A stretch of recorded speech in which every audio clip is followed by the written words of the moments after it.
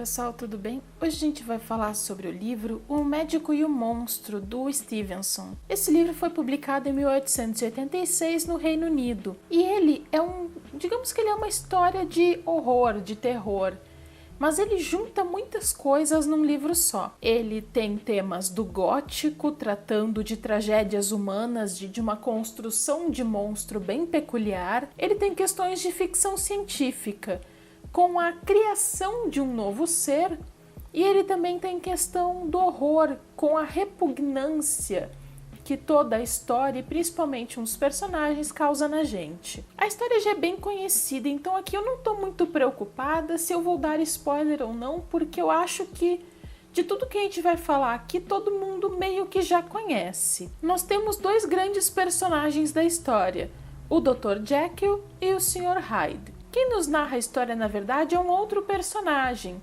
que se relaciona com esses dois e que acompanha de perto e descobre o que acontece de tão estranho nessa história. O Dr. Jekyll é médico e químico, digamos assim, para a época, e é considerado uma pessoa muito boa e muito admirável. Já o Sr. Hyde, ele é completamente desconhecido. Ele se relaciona com o Dr. Jekyll de alguma forma que a gente só fica sabendo no final, e ele é considerado uma pessoa completamente má. Aqui temos uma primeira questão. A formação desse personagem do Sr. Hyde é o que eu coloco aqui como a construção de monstro que remete ao gótico. E nós temos muitas camadas neste monstro. Olha só esse trecho.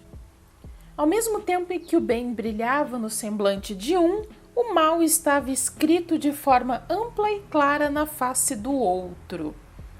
Aqui falando do Dr. Jekyll e do Sr. Hyde.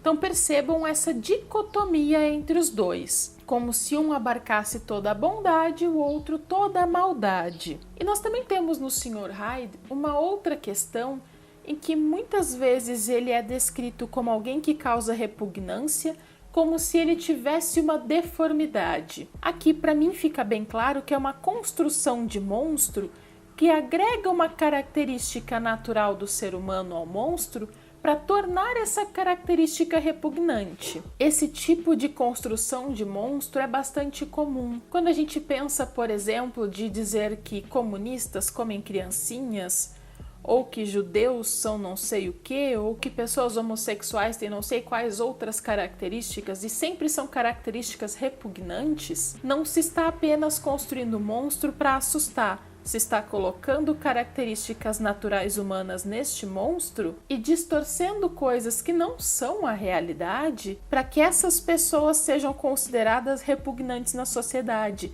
E assim a sociedade afasta essas pessoas. A gente ainda tem muito disso, e este monstro aqui, para mim, ele refere muito do que essa construção de monstro quer dizer. Agora uma questão sobre os nomes desses dois personagens. Quando a gente faz a primeira leitura, a gente consegue associar de alguma forma que Dr. Jekyll tem a ver com morte e que o Sr. Hyde tem a ver com se esconder de algo. Quem já leu o livro sabe do que eu estou falando. Na verdade, o autor, quando escolheu esses nomes, ele se inspirou em nomes escandinavos, que não têm relação com essas possíveis semelhanças do inglês que a gente veja aqui numa primeira leitura. Isso não quer dizer que a gente não possa fazer essa interpretação. É sempre bom lembrar que, por mais que o autor tenha colocado isso na obra a partir de uma outra visão, não quer dizer que nós, leitores, não possamos fazer as nossas próprias interpretações. A obra é muito aberta e ela se constrói justamente por tudo que o autor coloca nela, pelo contexto em que ela foi escrita, no contexto em que ela será lida e também com tudo o que está ao redor do próprio leitor. Então não há nenhum problema em perceber essa relação, mas também cabe referir que não foi isso a ideia inicial do autor. E uma coisa não retira a outra. No decorrer da história, nós vamos saber que o Sr. Hyde, na verdade, e aqui vem um grande spoiler, talvez, então quem não leu o livro e talvez queira ler em outro momento e não queira saber o que efetivamente acontece, talvez seja melhor voltar para este vídeo num próximo momento. Vamos lá. A gente descobre que o Sr. Hyde e o Dr. Jekyll, na verdade, são a mesma pessoa. O Dr. Jekyll acaba descobrindo um composto químico que, quando ingerido, faz ele adquirir a nova personalidade do Sr. Hyde. E com essa personalidade completamente má, ele coloca para fora tudo aquilo que tem de mais humano nele. E com um outro composto, ele volta a ser o Dr. Jekyll, que é uma pessoa boa. Então ele pode extravasar a maldade que seria inerente ao ser humano quando ele está na pele do Sr. Hyde. E é por isso que quando a gente lê o livro, a gente faz aquelas relações ali com os nomes. Mas esse livro, que é um livro até bem curto, ele tem umas 100 e poucas páginas, ele traz tantas reflexões sobre o que é ser bom e o que é ser ruim. E a gente acaba entendendo que no final das contas ninguém é completamente bom nem completamente ruim.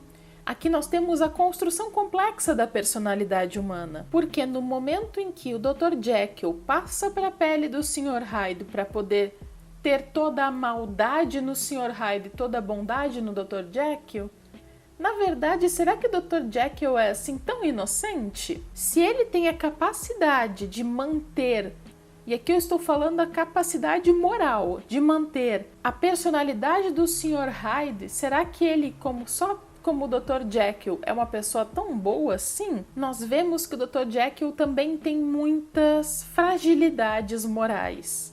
Olha só esse trecho. E comigo aconteceu, como acontece com a vasta maioria dos meus amigos, que escolhi a melhor parte, mas não tive forças para ficar com ela. Aqui ele trata como melhor parte escolher ser apenas Dr. Jekyll, quando o composto já não fazia mais muito efeito e ele como que precisasse escolher um dos lados para ficar permanentemente. Mas a verdade é que ele, em toda a bondade de ser Dr. Jekyll, ele sentia a falta de extravasar a maldade inerentemente humana através do Sr. Hyde. É por isso que ele fala que ele não teve forças para ficar com ela, porque seria moralmente, socialmente mais bem aceito ser como o Dr. Jekyll. Mas ele, pela natureza humana, ansiava por ser também o Sr. Hyde. E é assim que essa construção de monstro que é feita neste livro é uma construção de alguém que parece tão distante da sociedade, de não conseguir viver em sociedade sem tentar cometer um assassinato, literalmente, mas também é tão próximo de nós. Porque a verdade é que nós também temos sentimentos ditos ruins todos os dias. Então, ser completamente bom parece inviável e ser completamente ruim é impossível para a convivência social. Mas talvez, colocando esse monstro como alguém que parece não sociável, na verdade nós estamos colocando nele nossas próprias características. E é isso que assusta neste monstro deste livro, que ele, na verdade, é tão distante, mas ele é, em parte, um reflexo de nós mesmos. Para mim, essa foi uma construção bem complexa de monstro, porque eu não esperava por esse desfecho e eu não esperava que pudessem ser feitos tantos julgamentos